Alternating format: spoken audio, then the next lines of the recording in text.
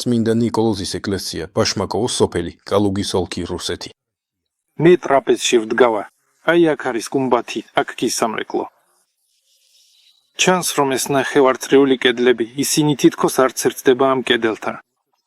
ანუ ისინი შემდეგ მიამაგრეს კარნიზზე, ან კიდევ რამეზე.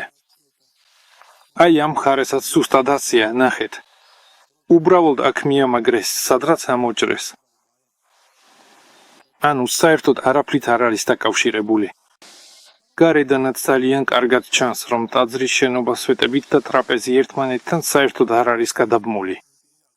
აქ უბრალოდ მიახენეს აგურები, როგორც არის ნაკერი, ისე დარჩა. აი ეს ძალიან კაფიოდ ჩანს.